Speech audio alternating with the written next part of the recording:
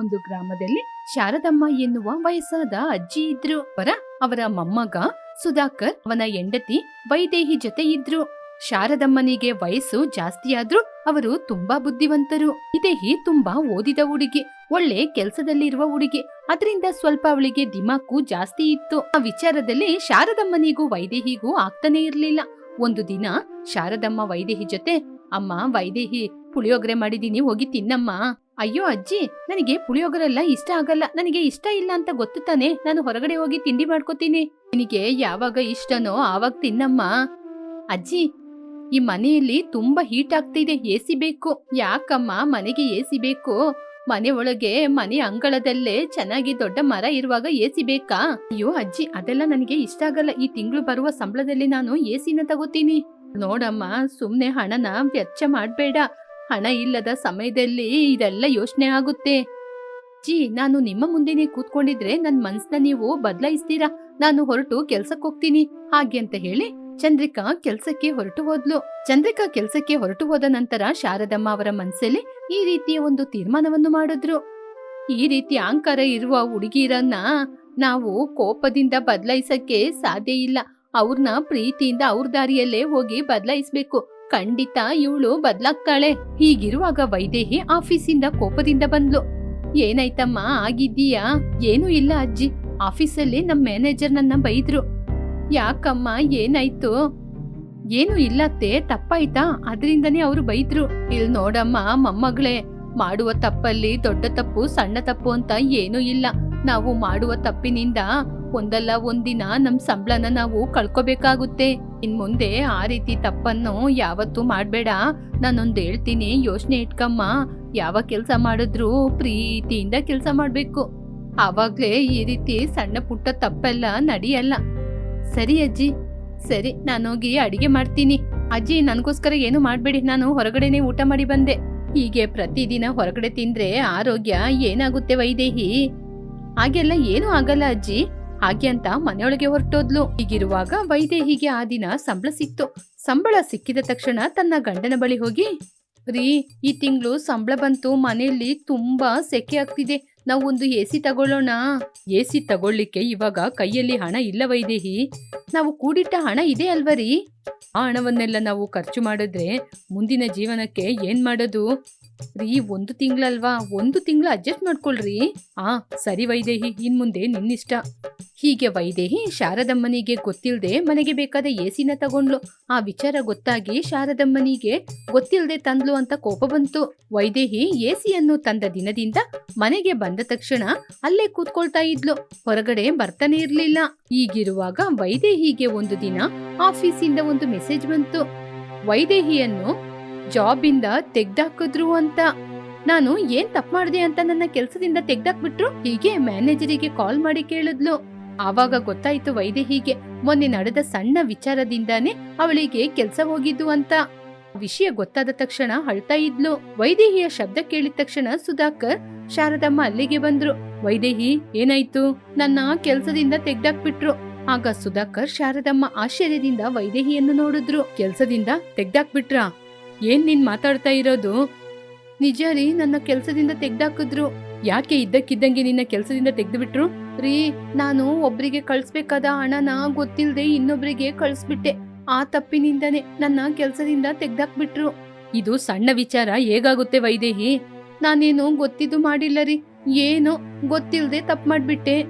ನಾನು ಹೇಳ್ದೆ ಅಲ್ವಾ ವೈದೇಹಿ, ನಾವು ಸರಿಯಾದ ಮನಸ್ಸಿನಿಂದ ಕೆಲಸವನ್ನು ಮಾಡ್ಬೇಕು, ಇಲ್ಲದಿದ್ರೆ ಹೀಗೇನೆ ಆಗೋದು.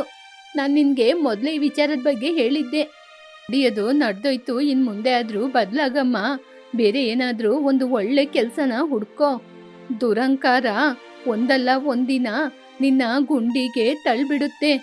ಅಜ್ಜಿ, ಇನ್ ಮುಂದೆ ನಾನು ಖಂಡಿತ ಬದಲಾಗ್ತೀನಿ. ಅವತ್ ರಾತ್ರಿ ನೀವು ಯಾಕೆ ಎಸಿ ಬೇಡ ಅಂತ ಹೇಳಿದ್ರಿ ಅಂತ ಅರ್ಥ ಆಯ್ತು. ಹಾಗೆ ಅಂತ ಆ ಕಡೆ ಈ ಕಡೆ ನಡೀತಾ ಇದ್ಲು.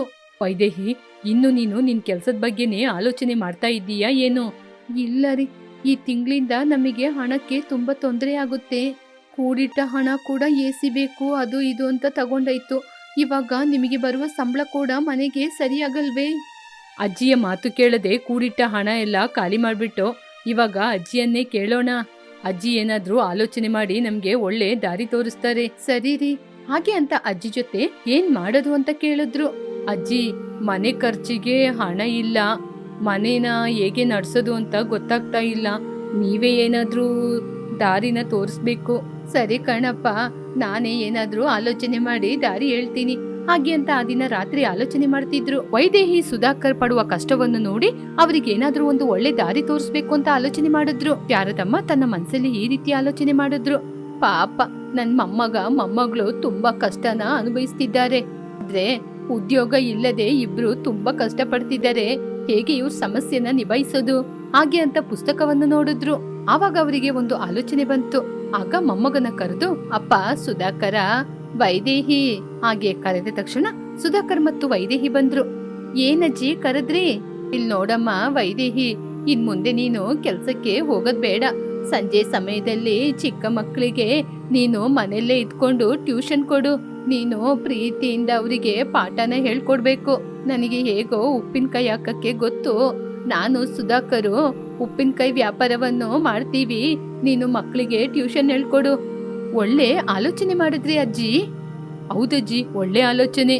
ಆದ್ರೆ ಇವಾಗ ನನ್ ಜೊತೆ ಅಷ್ಟೊಂದು ಹಣ ಇಲ್ಲ. ಪರವಾಗಿಲ್ಲಪ್ಪ, ನನ್ ಜೊತೆ ಇದೆ. ನನ್ನ ಪೆನ್ಷನ್ ಹಣವನ್ನು ಕೂಡಿಟ್ಟಿದ್ದೀನಿ, ಅದ್ ಕೊಡ್ತೀನಿ. ಸರಿಯಾ? ಸರಿ ಅಜ್ಜಿ. ಹೀಗೆ ಮನೆ ಅಂಗಳದಲ್ಲಿ ಬೋರ್ಡನ್ನು ಹಾಕಿದ್ರು, ವೈದೇಹಿ ಟ್ಯೂಷನ್ಸ್ ಅಂತ.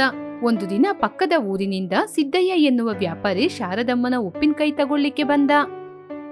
ಅಮ್ಮ, ಯಾರಪ್ಪ ನೀನು? ನಾನು ಪಕ್ಕದೂರಿನಲ್ಲಿ ಉಪ್ಪಿನಕಾಯಿ ವ್ಯಾಪಾರ ಮಾಡ್ತಾ ಇದ್ದೀನಿ. ನಿಮ್ಮ ಉಪ್ಪಿನಕಾಯಿ ನನಗೆ ತುಂಬಾನೇ ಇಷ್ಟ ಆಗಿದೆ. ಹೌದಾ ಕಣಪ್ಪ, ನನಗೆ ನಿಮ್ಮ ಉಪ್ಪಿನಕಾಯಿ ಬೇಕು. ನಿಮ್ ಜೊತೆ ಉಪ್ಪಿನಕಾಯಿನ ತಗೊಂಡು ನಾನು ಹೊರಗಡೆ ವ್ಯಾಪಾರ ಮಾಡ್ಕೋತೀನಿ. ಆದ್ರೆ ಅದ್ರ ಮೇಲೆ ನಮ್ಮ ಉಪ್ಪಿನಕಾಯಿ ಹೆಸರು ಮಾತ್ರ ಇರ್ಬೇಕು. ಅದು ಹೇಗಮ್ಮ ಸಾಧ್ಯ? ನಮ್ಮ ಕಂಪನಿಯ ಹೆಸರಾಗ್ತೀವಿ. ಇಲ್ಲ ಕಣಪ್ಪ, ನನ್ನ ಉಪ್ಪಿನಕಾಯಿನ ತಗೊಳ್ಳೋದಾದ್ರೆ ಸಾರದ ಉಪ್ಪಿನಕಾಯಿ ಅಂತ ಅದ್ರ ಮೇಲೆ ಹೆಸರಾಕ್ಬೇಕು, ಜನರಿಗೆ ಗೊತ್ತಾಗ್ಬೇಕು. ಅಜ್ಜಿ, ನಾನ್ ನಿಮ್ಗೆ ಹಣ ಜಾಸ್ತಿ ಕೊಡ್ತೀನಿ. ಹಣಕ್ಕೆ ನಾನು ಮರಳಾಗೋದಿಲ್ಲಪ್ಪ, ನೀನಿನ್ನು ಹೋಗ್ಬೋದು. ಹಾಗೆ ಅಂತ ಹೇಳಿದ ತಕ್ಷಣ ಸಿದ್ದಯ್ಯ ಅಲ್ಲಿಂದ ಹೊರಟು ಹೋದ. ಶಾರದಮ್ಮ ಅಂದುಕೊಂಡ ಹಾಗೆ ಒಳ್ಳೆ ರೀತಿ ವ್ಯಾಪಾರ ಆಯಿತು. ಶಾರದನ ಉಪ್ಪಿನಕಾಯಿ ಅಂದ್ರೆ ಗೊತ್ತಿಲ್ಲದವರೇ ಇಲ್ಲ. ವೈದೇಹಿ ಕೂಡ ಮಕ್ಕಳಿಗೆ ಚೆನ್ನಾಗಿ ಟ್ಯೂಷನ್ ಅನ್ನು ತೆಗಿತಾ ಇದ್ಲು. ಒಂದು ದಿನ ವೈದೇಹಿ, ಅಜ್ಜಿ, ನಿಮ್ಮಿಂದನೇ ಇವತ್ತು ನಾವು ಇಬ್ರು ಚೆನ್ನಾಗಿದ್ದೀವಿ. ಇನ್ ಮುಂದೆ ನಾನು ನಿಮ್ ಮಾತು ಕೇಳದೆ ಏನು ಮಾಡಲ್ಲ. ವೈದೇಹಿಯ ಮಾತು ಕೇಳಿ ಶಾರದಮ್ಮ ಸಂತೋಷ ಪಡುತ್ತಾ, ವೈದೇಹಿ, ಹಣ ಹೋಗುತ್ತೆ ಬರುತ್ತೆ, ಆದ್ರೆ ನಾವು ಪ್ರೀತಿಯಿಂದ, ಬುದ್ಧಿವಂತಿಕೆಯಿಂದ, ಧೈರ್ಯದಿಂದ ಏನೇ ಮಾಡಿದ್ರು ಅದು ನಮಗೆ ಒಳ್ಳೇದೇ ಆಗುತ್ತೆ. ಅಜ್ಜಿ, ಇನ್ ಮುಂದೆ ನಾನು ನಿಮ್ಮ ದಾರಿಯಲ್ಲೇ ನಡೀತೀನಿ. ಹೀಗೆ ಆ ಕುಟುಂಬ ಸಣ್ಣ ವ್ಯಾಪಾರದಿಂದ ಒಳ್ಳೆ ಲಾಭವನ್ನು ಸಂಪಾದನೆ ಮಾಡಿದ್ರು.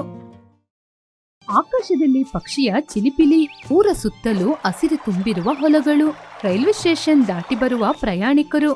ವಿನೋದ್ ಹೈದರಾಬಾದ್ ವಿಮಾನ ಪ್ರಯಾಣ ಮಾಡಿ ಅವನ ಸ್ವಂತ ಗ್ರಾಮವಾದ ಗುರ್ರಹಳ್ಳಿ ಎನ್ನುವ ಗ್ರಾಮಕ್ಕೆ ಕಾಲಡಿ ಇಟ್ಟ. ವಿನೋದ್ ಅವನ ಊರನ್ನು ನೋಡಿ, ಇದು ನನ್ನ ಊರ. ಆ ಹಳೆಯ ಮಣ್ಣಿನ ರಸ್ತೆಯೆಲ್ಲ ಬದಲಾಗಿದೆ, ರೈಲ್ವೆ ಸ್ಟೇಷನ್ ಬದಲಾಗಿದೆ. ಏನೇ ಬದಲಾದ್ರೂ ಕೂಡ ನನ್ನ ಹಳೆಯ ಗೆಳೆಯರು ಮಾತ್ರ ಎಂದಿಗೂ ಬದಲಾಗುವುದಿಲ್ಲ.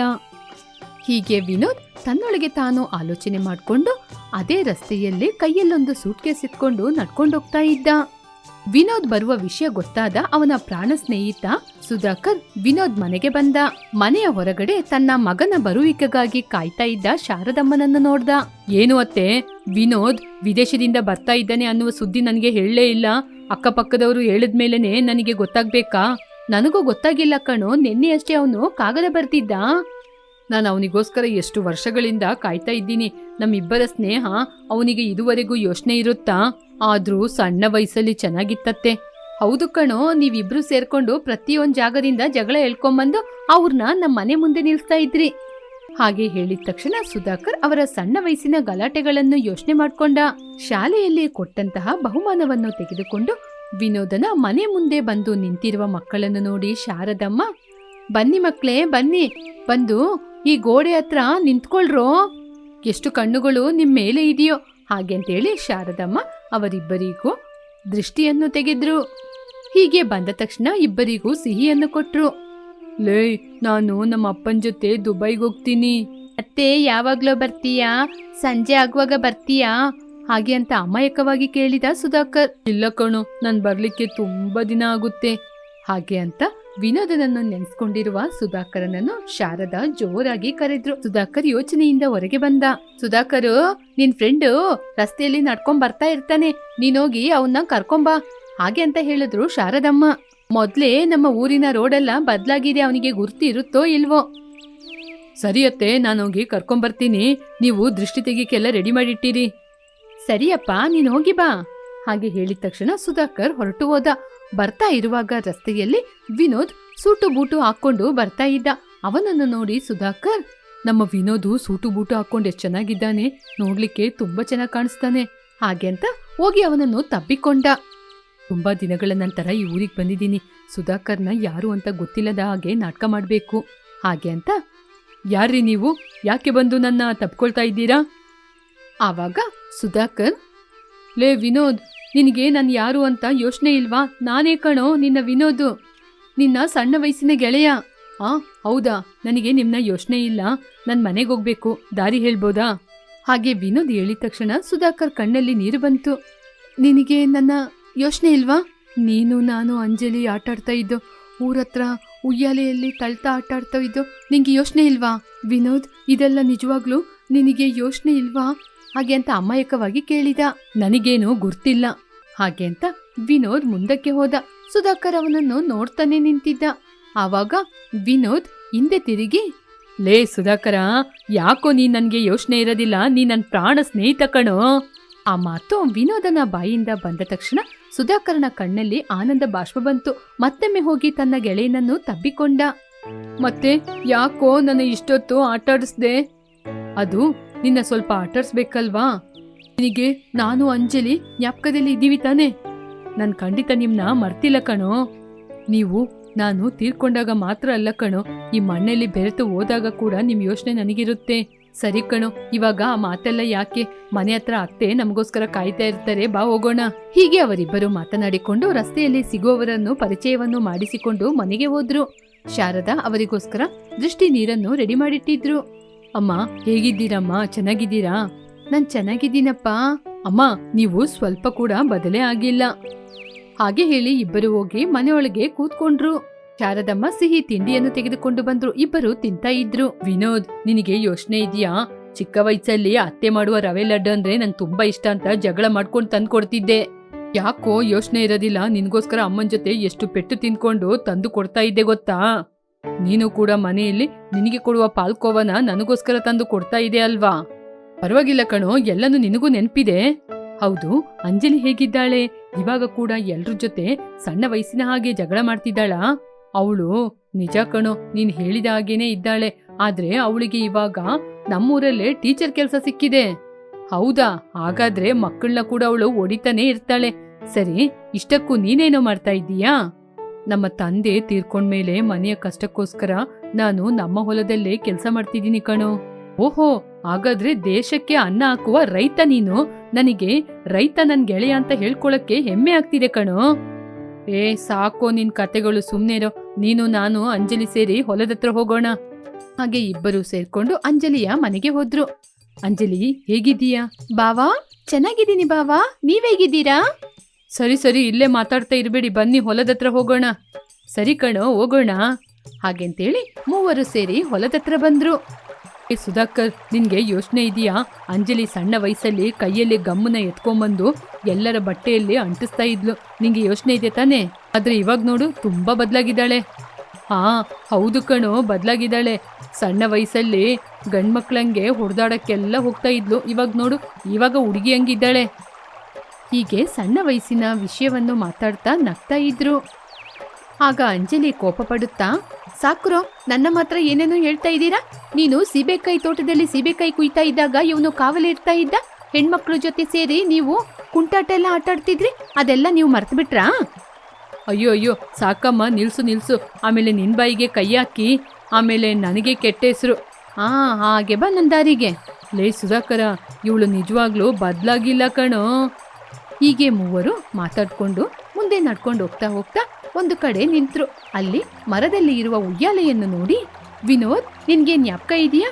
ಇಲ್ಲಿ ಇರುವ ಉಯ್ಯಾಲೆಗೋಸ್ಕರ ನಾವಿಬ್ರು ಎಷ್ಟು ಸಲ ಜಗಳ ಮಾಡ್ತಾ ಇದ್ದೋ. ಹೌದು ಅಂಜಲಿ, ನಮ್ಮ ಇಬ್ಬರ ಮಧ್ಯೆ ಸುಧಾಕರ್ನಿಗೆ ನಾವು ಕಷ್ಟ ಕೊಡ್ತಾ ಇದ್ದೋ. ಸರಿ ಬಾ, ಮತ್ತೆ ಉಯ್ಯಾಲೆಯಲ್ಲಿ ಕೂತ್ಕೊಂಡು ಆಟ ಆಡೋಣ. ಹಾಗೆ ಹೇಳಿದಾಗ ವಿನೋದಿಗೆ ಉಯ್ಯಾಲೆಯ ಸಣ್ಣ ವಯಸ್ಸಿನ ಜ್ಞಾಪಕ ಬಂತು. ಉಯ್ಯಾಲೆಗೋಸ್ಕರ ಅವರು ಆಡಿದ ಜಗಳ ಜ್ಞಾಪಕಕ್ಕೆ ಬಂತು. ಅಂಜಲಿ, ನಾನು ಉಯ್ಯಾಲೆಯಲ್ಲಿ ಕೂತ್ಕೋತೀನಿ, ನೀನು ನನ್ನ ತಳ್ಬೇಕು. ಇಲ್ಲ ಕಣೋ, ನಾನೇ ಕೂತ್ಕೊಳ್ಳೋದು. ಇಲ್ಲ, ನಾನೇ ಕೂರೋದು. ಹೀಗೆ ಜಗಳ ಮಾಡ್ಕೊಂಡು ಉಯ್ಯಾಲೆಯಲ್ಲಿ ಆಟ ಆಡದೆ ಮೀನನ್ನು ಹಿಡಿತಾ ಇದ್ರು. ಹೀಗೆ ಮೀನನ್ನು ಹಿಡ್ಕೊಂಡು ಬಂದಾಗ ಒಂದು ದೊಡ್ಡ ನಾಯಿ ಬಂದು ಮೀನನ್ನು ಕಚ್ಕೊಂಡೋಯ್ತು. ಅದೆಲ್ಲ ವಿನೋದಿಗೆ ಜ್ಞಾಪಕಕ್ಕೆ ಬಂತು. ಲೇ, ಆ ಜ್ಞಾಪಕ ಎಲ್ಲ ಮತ್ತೆ ಬರ್ತಾ ಇದೆ ಕಣೋ. ಪುನಃ ಆ ದಿನಗಳು ಬೇಕು ಅನಿಸ್ತಾ ಇದೆ. ಈ ಊರು ಎಷ್ಟೋ ಬದಲಾಯಿತು, ಆದ್ರೆ ಈ ಆಲದ ಮರ, ಈ ಉಯ್ಯಾಲೆ ಮಾತ್ರ ಹಾಗೇನೇ ಇದೆ. ನಿಜನೇ ಕಣೋ. ಸರಿ ಬಾ, ತೋಟಕ್ಕೆ ಹೋಗೋಣ, ಅಲ್ಲಿ ಮರಗಳನ್ನೆಲ್ಲ ತೋರಿಸ್ತೀನಿ. ಹೀಗೆ ಮೂವರು ಊರಿನಿಂದ ತೋಟದ ಒಳಗೆ ಬಂದು ಅಲ್ಲಿ ಸೀಬೆಕಾಯಿ ತೋಟಕ್ಕೆ ಬಂದು 3 ಜನ ಹಳೆಯ ವಿಷಯವನ್ನು ಜ್ಞಾಪಕ ಮಾಡ್ಕೊಂಡು ಒಬ್ಬರಿಗೊಬ್ಬರು ಮಾತಾಡ್ಕೊಂಡು ನಗ್ತಾ ಇದ್ರು. ಅಂಜಲಿ, ಬರದೇ ಇರುವ ವಿನೋದ್ ಬಂದ ತಕ್ಷಣ ಯಾಕೆ ಅವನ್ಗೆ ತಮಾಷೆ ಮಾಡ್ತೀಯಾ? ವಿನೋದ್ ಮತ್ತೆ ಸಿಗಲ್ಲ ಅಲ್ವಾ ಸುಧಾಕರ್, ಅದಕ್ಕೇನೆ. ಸರಿ ಬನ್ನಿ, ನಮ್ಮ ಊರಿನ ಆಲದ ಮರದ ಹತ್ರ ಹೋಗೋಣ. ಹಾಗೆ ಅಂತ ಹೇಳಿ ಊರಿನ ಆಲದ ಮರದ ಹತ್ರ ಬಂದ್ರು. ಸುಧಾಕರ್, ಇಲ್ಲಿ ತಾನೆ ನೀನು, ನಾನು, ಅಂಜಲಿ ಕುಂಟಾಟನ ಆಡ್ತಾ ಇದ್ದೋ. ಒಂದ್ಸಲ ಕುಂಟಾಟ ಆಡುವಾಗ ಅಂಜಲಿ ಕಾಲಿಗೆ ಕಲ್ಲು ಚುಚ್ಕೋತು. ಯಾಕೋ ಯೋಚನೆ ಇರಲ್ಲ, ಆ ದಿನ ನೀನು ನಾನು ನಮ್ಮ ಮನೆಯಲ್ಲಿ ಎಷ್ಟು ಒಂದು ಒದೆ ತಿಂದಿದ್ದೀವಿ. ಆದ್ರೆ ಇವಳು ಮತ್ತೆ ಮತ್ತೆ ಕುಂಟಾಟ ಆಡ್ಲಿಕ್ಕೆ ಬರ್ತಾಳೆ. ಸರಿ, ನೀನ್ ಎಷ್ಟು ದಿನ ಇರ್ತೀಯನೋ? ನನಗೆ 1 ತಿಂಗಳ ತನಕ ರಜೆ ಕೊಟ್ಟಿದ್ದಾರೆ. 1 ತಿಂಗಳಾದ್ಮೇಲೆ ಮತ್ತೆ ಹೋಗ್ಬೇಕು ಕಣೋ. ಹೌದಾ, ಇಲ್ಲೇ ಇರ್ಬೋದಲ್ಲ ವಿನೋದ್? ಇರ್ಬೋದು, ಆದ್ರೆ ನನಗೆ ಕೆಲಸ ಅಲ್ಲೇ ತಾನೇ ಇರೋದು. ಹೀಗೆ 3 ಜನ 1 ವಾರ ಸಂತೋಷವಾಗಿ ಇದ್ರು. ಮತ್ತೆ ವಿನೋದ್ ವಿದೇಶಕ್ಕೆ ಹೋಗಬೇಕಾದ ಅವಶ್ಯಕತೆ ಬಂತು. ಸುಧಾಕರ್, ಅಂಜಲಿ ವಿನೋದ್ ಮನೆ ಮುಂದೆ ನಿಂತ್ಕೊಂಡು ವಿನೋದ್ನ ನೋಡ್ತಾ ಇದ್ರು. ಲೇ, ಏನು ಅಷ್ಟು ಬೇಗ? 1 ವಾರ ಕಳೆದೋಯ್ತು, ಇವಾಗಷ್ಟೇ ನೀನು ಬಂದಿರುವ ಹಾಗಿದೆ. ಲೇ, ನೀನೇನು ಚಿಂತೆ ಮಾಡ್ಬೇಡ, ನಾನು ಈ ಸಲ ಹೋಗಿ ಇಲ್ಲೇ ಬಂದು ಇದ್ಬಿಡ್ತೀನಿ. ನಿನ್ನ ಜೊತೆ ಸೇರಿ ನಾನ್ ಕೂಡ ಹೊಲದ ಕೆಲಸ ಮಾಡ್ತೀನಿ. ಇದೊಂದ್ಸಲ ಹೋಗಿ ಬರ್ತೀನಿ. ವಿನೋದ್, ನೀನ್ ಹೇಳೋದು ನಿಜನಾ? ನಿಜನೇ ಅಂಜಲಿ. ಅಲ್ಲಿ ನನಗೆ ಸ್ವಲ್ಪ ಕೆಲಸ ಬಾಕಿ ಆಗಿದೆ, ಆ ಕೆಲಸ ಮುಗ್ದ ತಕ್ಷಣ ಬಂದ್ಬಿಡ್ತೀನಿ. ಸರಿ ಕಣೋ, ಹಾಗಾದ್ರೆ ನೀನು ಹುಷಾರಾಗಿ ಹೋಗಿ ಬಾ. ಹಾಗೆಂತ ಹೇಳಿದ ತಕ್ಷಣ ಅವನು ಕೂಡ ಸೂಟು ಬೂಟು ಹಾಕೊಂಡು ನಿಧಾನವಾಗಿ ಅಲ್ಲಿಂದ ಹೋದ. ಅಂಜಲಿ ಸುಧಾಕರ್ ತುಂಬಾ ಚಿಂತೆ ಮಾಡುತ್ತಾ ನಿಂತು ನೋಡ್ತಿದ್ರು.